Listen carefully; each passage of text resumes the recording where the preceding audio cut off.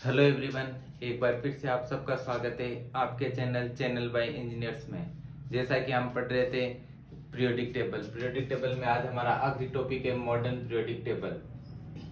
ये पढ़ने से पहले मैं चाहता हूं कि एक बार आप सब पीरियोडिक टेबल को देखें, समझें कि किस तरह पीरियोडिक टेबल बनी हुई है। उसके बाद यदि हम इसको पढ़ेंगे तो ज़्यादा अच्छे से समझ में आएगा। एक बार आप ये सब पीरियोडिक टेबल को देखिए।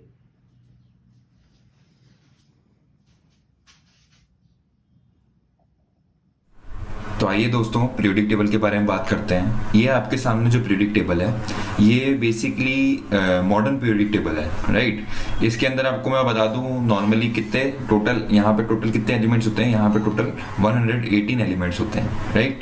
एंड इन एलिमेंट्स को अलग अलग रोज एंड कॉलम्स में अरेंज किया जाता है।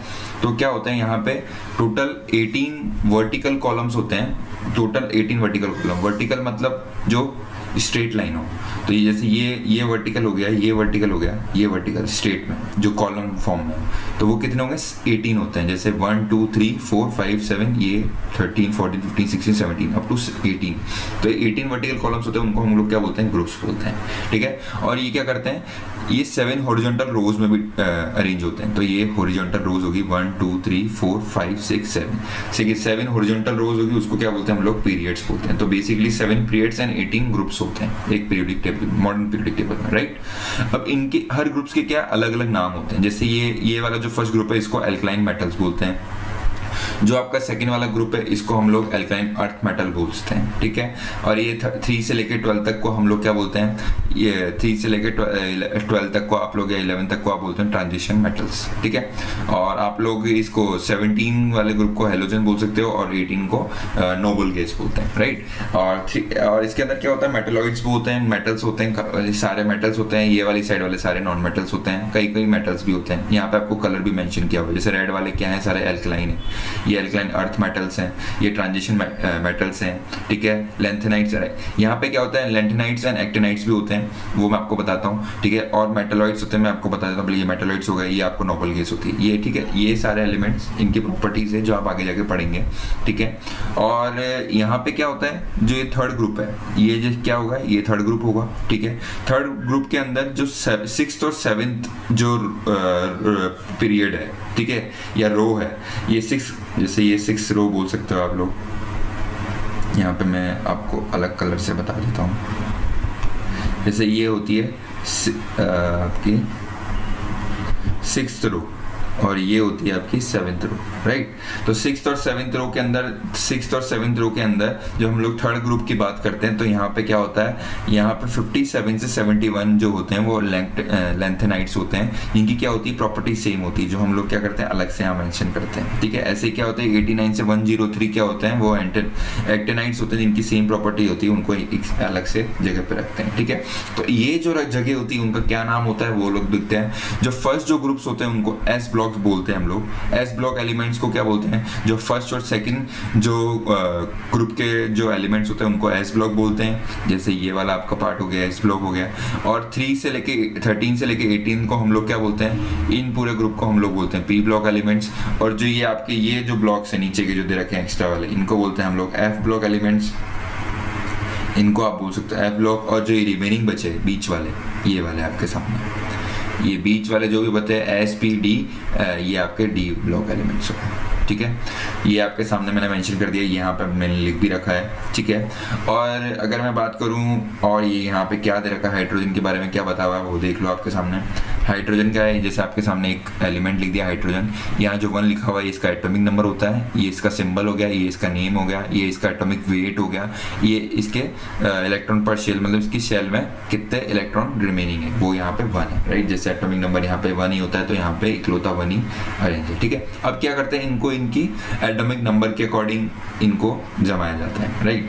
तो अपन देखते हैं अभी इनको जमाया जाता है, तो इनकी क्या होती है प्रॉपर्टीज होती है। जैसे इनका एटॉमिक रेडियस क्या होता है, इलेक्ट्रॉनिक कॉन्फ़िगरेशन या इलेक्ट्रॉनिक एफिनिटी इनकी क्या होती है। तो क्या होता है, लेफ्ट से राइट चलने पे इनकी एफिनिटी क्या होगी वो देखते हैं, इनका टॉप टू बॉटम करने पे इनकी इलेक्ट्रॉन एफिनिटी क्या होती है, काफ़ी सारी प्रॉपर्टीज होती है, अपन वो चीज़ आगे जाके डिस्कस करते हैं। ठीक है, तो इसके अंदर अपन ये देखते हैं। देखो अब लेफ्ट और राइट, ये लेफ्ट हो गया, ये राइट हो गया, ये टॉप हो गया, ये बॉटम हो गया। ठीक है, अब आयनाइजेशन एनर्जी क्या होती है, लेफ्ट से राइट करने पे क्या होती है, इंक्रीज होती है। ठीक है, और क्या होता है, बॉटम से टॉप जाने पर आयनाइजेशन एनर्जी क्या होती है, इंक्रीज होती है। आपके सामने जो ये एरो दे रखा है ये इंक्रीजिंग वाला एरो है। ठीक है, यहाँ पे आयनाइजेशन एनर्जी लेफ्ट से राइट में क्या होगी, इंक्रीज होगी, बॉटम टू टॉप में क्या होगी, इंक्रीज होगी। इलेक्ट्रॉन एफिनिटी लेफ्ट से राइट चलने पे क्या होगी, इंक्रीज होगी, ऐसे ही क्या होगी, बॉटम टू टॉप चलने पे इंक्रीज होगी। ये सेम हो गया। ठीक है, एटॉमिक रेडियस क्या होगा, टॉप से बॉटम चलने पे क्या होगा, इंक्रीज होगा, और ये एटॉमिक रेडियस ये राइट से लेफ्ट करने पे इंक्रीज होगा। ये इन दोनों का अपोजिट है बिल्कुल, राइट। और ये नॉन मेटेलिक कैरेक्टर आपके सामने दिखा रखा है, ये ऐसे होगा, अनमेटेलिक कैरेक्टर आपके सामने ऐसे होगा। ये आपको यहाँ पे बेसिकली एरो के फॉर्म में बता रखा है कि ये इंक्रीज हो रहा है इस फॉर्म में। ठीक है, चलो और भी आगे प्रॉपर्टीज रखी है। इलेक्ट्रॉनिक शेल क्या होता है, लेफ्ट से राइट, ये आपका लेफ्ट हो गया, ये राइट हो गया। ठीक है, ये आपका टॉप हो गया, और ये आपका क्या हो गया, बॉटम हो गया। ठीक है, तो टॉप से बॉटम चलने पे और लेफ्ट से राइट चलने पे इलेक्ट्रॉन शेल क्या हो गया, number of electron shells remain the same, left से राइट चलने पे सेम होते हैं, और यहाँ पे क्या होता है, इंक्रीज होता है। ऐसे वैलेंस इलेक्ट्रॉन क्या होता है, इंक्रीज होते हैं लेफ्ट से राइट चलने पे, वैसे ये रिमेन सेम रहता है। इलेक्ट्रोनेगेटिविटी क्या होती है, इंक्रीज होती है लेफ्ट से राइट चलने पे, और टॉप टू बॉटम चलने पे डिक्रीज होती है। आयनाइजेशन एनर्जी लेफ्ट से राइट चलने पे इंक्रीज होती है, टॉप टू बॉटम में डिक्रीज होती है, अपन ने पढ़ लिया अभी। इलेक्ट्रॉन एफिनिटी लेफ्ट से राइट चलने पे इंक्रीज होती है, टॉप टू बॉटम में डिक्रीज होती है। ऐसे मेटेलिक कैरेक्टर लेफ्ट से राइट चलने पे डिक्रीज होता है, और आपका क्या होता है, नॉन मेटेलिक कैरेक्टर टॉप से बॉटम में डिक्रीज होता है। ऐसे नॉन मेटेलिक कैरेक्टर लेफ्ट से राइट चलने में इंक्रीज होता है, एंड मेटेलिक कैरेक्टर टॉप से बॉटम चलने पे इंक्रीज होता है। ठीक है, ये आपका सारी प्रॉपर्टीज होती है। और आपके सामने जैसे इसके डीमेरिट्स एंड मेरिट्स भी होते हैं, पीरियोडिक टेबल के क्या मेरिट्स हैं, क्या डीमेरिट्स आपके सामने लिखा हुआ है, आप लोग पढ़ सकते हैं। ठीक है, बस ये आपको थोड़ी बहुत प्रॉपर्टीज बतानी थी जो मैंने आपके सामने बता दी है। चलो आगे बढ़ते हैं। अभी आपने मॉडर्न पीरियोडिक टेबल देखी थी, जिसके अंदर हमने विजुअल प्रेजेंटेशन लिया था, जिसमें कि एटॉमिक साइज कैसे बढ़ती है, लेफ्ट टू राइट घटती है, ऊपर से नीचे बढ़ती है, या फिर वैलेंसी वगैरह, इनके बारे में, मेटेलिक प्रॉपर्टीज के बारे में हमने पढ़ा था। अब हम थोड़े उसके बारे में पढ़ लेते हैं नोट्स भी। जैसे सबसे पहले मॉडर्न पीरियोडिक टेबल कब बनाई गई थी, 1913 में। किसने बनाई थी, हेनरी मोसले ने। इसके अंदर क्या था, इसकी speciality, elements arrange in order of increasing atomic number, जिसको एटॉमिक नंबर को किससे डिनोट करते हैं, जेड से, और एटॉमिक मास को ए से, ही आपको पता होगा। हमने पहले जो भी टेबल पीरियोडिक टेबल्स देखी थी, उनके अंदर क्या था कि सब अरेंज कर रहे थे किस पे, एटॉमिक मास पे, लेकिन हेनरी मोसले ने किस पे अरेंज किया इनको, एटॉमिक नंबर पे। इसने क्या किया, 18 वर्टिकल कॉलम्स जिनको उन्होंने ग्रुप नाम दिया, और जो 7 हॉरिजॉन्टल रोज थे जिनको उसने नाम दिया periods. The elements present in any one group have the same number of valence electron. मतलब इसने इस तरह अरेंज किया कि वैलेंस इलेक्ट्रॉन के हिसाब से, कि यदि कोई ग्रुप में एलिमेंट्स हैं जितने भी, उन सब एलिमेंट्स का जो वैलेंस इलेक्ट्रॉन है, मतलब आखिरी सेल में जो इलेक्ट्रॉन होगा वो कैसा होगा, वो सेम होगा। जैसे एग्जांपल ले लेते हैं ग्रुप 17 का। ग्रुप 17 में कौन कौन से होते हैं, क्लोरीन, ब्रोमीन, आयोडीन, फ्लोरीन, ये सब होते हैं, जिनका वैलेंस इलेक्ट्रॉन कितना होता है, -1। लास्ट मतलब एक इलेक्ट्रॉन की कमी रहती है। अगला point, the atoms of different element with the same number of occupied shell are placed in the same period. यदि कोई पीरियड में जितने भी एलिमेंट्स है, उन एलिमेंट्स की क्या खासियत है, अभी आपने ग्रुप में देखा, ग्रुप में क्या खासियत थी कि सबका जो वैलेंस इलेक्ट्रॉन है वो क्या होता है, सेम होता है। और जो पीरियड में क्या होता है कि जितने भी एलिमेंट है उन सब का सेल है ना, वो सेम होगा। मतलब कोई के सेल में चल रहा है तो लास्ट तक वो के सेल में चलेगा, कोई यदि एम सेल में चल रहा है या एल सेल में चल रहा है। अपन ने पिछली क्लास में पढ़ सकते हैं, इलेक्ट्रॉनिक कन्फिगरेशन पढ़ा अपन ने, के एल सेल होते हैं, इनके बारे में पढ़ा। तो ऐसे इसमें क्या था कि वो सेम सेल में होता है, के एल सेल होते हैं 4, तो सेम सेल में होते हैं पीरियड। जैसे एग्जांपल लेते हैं पीरियड 3 का। 3 के अंदर क्या आता है, sodium, magnesium, aluminium, silicon, phosphorus, sulphur, chlorine, argon, ये सब क्या होते हैं, सेम पीरियड में होते हैं। तो इनका जो सेल होगा ना आखिरी, वो भी क्या होगा, सेम होगा। जैसे electron in the atoms in these elements in fill in सेलों में फील होता है, पहले के में फील होता है, फिर एल में फील होता है, फिर एम में फील होता है। तो ऐसे करके इलेक्ट्रॉन फील होते हैं सेल के अंदर। पीरियड में क्या खासियत है, पीरियड में सेल सेम रहेंगे, ग्रुप में क्या खासियत है, उनका वैलेंस इलेक्ट्रॉन सेम रहेगा। इसके बाद अगला point, the maximum number of electron that can be accommodate in a shell depend on the formula. कैसे अकोमोडेट होता है, 2n²। ये आपको पता होना चाहिए कि इस फॉर्मूले के थ्रू अपन क्या करते हैं, नंबर ऑफ सेल निकालते हैं।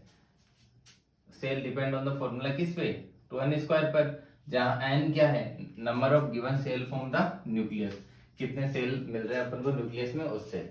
जैसे के सेल है, के सेल में क्या होता है, 2n², hence the first period of a 2 elements, first period यानी 2 1², एक फर्स्ट पीरियड है तो क्या होगा, एक 2 1² कितना आ रहा है, 2। एल सेल है तो एल सेल में कितना होगा, 2² यानी कितना हो गया, 8। तो सेकंड पीरियड में कितना होगा, 8। और के एल एम में देखेंगे तो एम में कितना होता है, इसके हिसाब से एम में होता 2 × 3 का स्क्वायर, तो ये कितना होता है, 18। लेकिन हमने एक चीज नोटिस करते हैं, जैसे आप अगली क्लासों में पढ़ोगे, जब इलेक्ट्रॉनिक कन्फिग्रेशन करते हैं तो क्या होता है कि आखिरी सेल में 8 इलेक्ट्रॉन आते हैं, 8 से ज्यादा नहीं आ पाते। वो अपने आप को इस तरह अरेंज कर लेते हैं कि 18 इलेक्ट्रॉन है आने चाहिए, लेकिन 18 एक में नहीं आते। वो क्या करते हैं, डिवाइड हो जाते हैं, और आखिरी जो सेल होते हैं उसमें केवल 8 इलेक्ट्रॉन ही आ सकते हैं। 8 के हिसाब से उसमें वैलेंसी देखी जाती है, न कि 18 के हिसाब से उसमें वैलेंसी देखी जाती है। ये बात ध्यान रखना, मैंने लिखा भी है, outermost cell can be only 8 electrons, so that the third period also only in 8 element।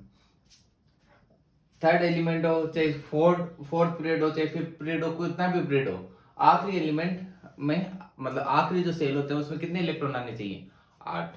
इसके बाद हम थोड़ी प्रॉपर्टीज देखते हैं, जैसे valency, number of valence electron present in the outermost shell of its atom. Atom के outermost shell में कितने इलेक्ट्रॉन प्रेजेंट है, वो उसकी वैलेंसी हो गई। जैसे यहाँ इसकी वैलेंसी क्या हो गया, -1, मतलब इसमें एक इलेक्ट्रॉन की कमी है। जहाँ एक कम होता है, 2 3 4 5 6 कितने आ सकते हैं, टोटल 8 आ सकते हैं। 4 की कमी हो सकती है या फिर 4 फील हो सकते हैं। अपन को पता है +4 -4 ही हो सकता है। एक 8 इलेक्ट्रॉन आ सकता है, वो क्या कर सकता है, या तो 4 ले सकता है या 4 दे सकता है। किसी के पास 5 होंगे तो वो क्या करेगा, 5 दे थोड़ी देगा, वो तो 3 लेगा ही। जिसके पास 6 होंगे वो 2 ले गए। 4 है, एक आइडियल पोजीशन होती है 4 से इधर या उधर, ठीक है। तो ये वैलेंस इलेक्ट्रॉन हो गए, जो आखिरी आउटर मोस्ट सेल में जितने इलेक्ट्रॉन प्रेजेंट होते हैं उनको क्या बोलते हैं, valence electron. Atomic size refer करता है रेडियस ऑफ एटम, एटम की रेडियस कितनी है, और एटॉमिक साइज हाइड्रोजन की मैंने दी है, कितनी होती है, 37 pm। 1 pm में कितनी होती है, pm यानी पिकोमीटर। 1 पिकोमीटर में कितना होता है, 10⁻⁻12 मीटर। तो हमने हाइड्रोजन की कितनी होती है, 37 पिकोमीटर। और कैसे मेजर करते हैं एटॉमिक साइज, रेडियस किसकी, एटम की, एटम की रेडियस के हिसाब से मेजर करते हैं। और याद रखना है क्या, एटॉमिक रेडियस होती है वो डिक्रीज होती है कहाँ, लेफ्ट टू राइट डिक्रीज होती है। क्यों होती है, क्योंकि न्यूक्लियर चार्ज बढ़ता जाता है। जैसे जैसे लेफ्ट से राइट जाएंगे, मैंने बताया था क्या होगा, न्यूक्लियर चार्ज बढ़ता जाएगा। लेकिन जब हम टॉप टू बॉटम जाते हैं तो क्या होता है, न्यू सेल ऐड होता जाता है। जब न्यू सेल ऐड होता जाता है तो क्या होगा, एटॉमिक साइज इंक्रीज हो जाएगी। जब न्यू सेल ऐड होगा तो इंक्रीज होगी, लेकिन उनका वैलेंस इलेक्ट्रॉन सेम होता है। लेकिन जब पीरियड में जाते हैं तो क्या होता है, उनका चार्ज भी बढ़ता जाता है। न्यूक्लियर चार्ज बढ़ता जाएगा तो वो प्रेशराइज करेगा, पुल करेगा तो क्या होगा, उसकी एटॉमिक साइज क्या हो जाएगी, कम हो जाएगी। आया समझ में। इसके बाद हमने, ये आपको समझ में आया होगा। इसके बाद एक मेटेलिक प्रॉपर्टी और नॉन मेटेलिक प्रॉपर्टी और है, वो भी हम देख लेते हैं।